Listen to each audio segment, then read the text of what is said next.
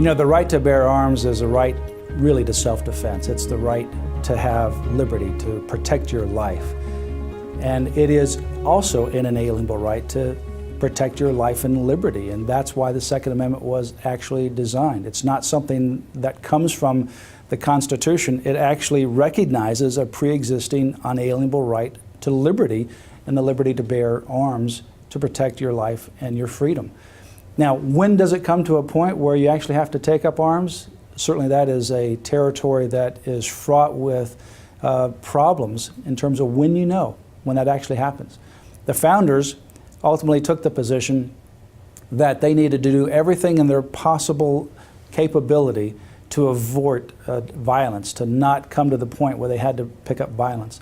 And they ultimately had the idea, don't be the one to fire the first shot. And while there might be controversy as to who started that first shot, they ultimately took the position that they should be defending themselves against the government as opposed to initiating violence against the government. I think it's a Christian's duty to do everything in his or her power, from voting to writing letters to the editor, to speaking to your elected officials, to running for public office, to praying for your officials, to make sure that the government does what it's designed to do.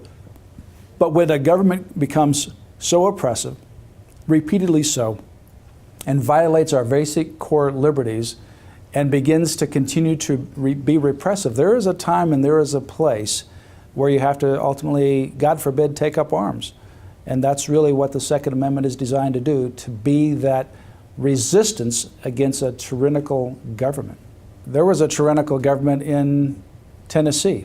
And in fact, it's a very interesting situation. After World War II, there was the sheriff, and he was running this particular area of Tennessee in a very tyrannical way. He eventually ran for state senate, won that, and his deputy ran for sheriff and had that position. And they would not allow people to vote properly. They would try to rig the elections. They wouldn't count the votes properly. And when the people returned from World War II, they decided that they had enough of this, that they saw what was happening in their community after coming back from the World War II and fighting for the lives of people in Nazi Germany and around the world. And they ultimately came to a point where they had an election, and they tried to stop the election in mid-process. And eventually they ended up taking up arms and going to the sheriff's office and grabbing the electoral ballot box back.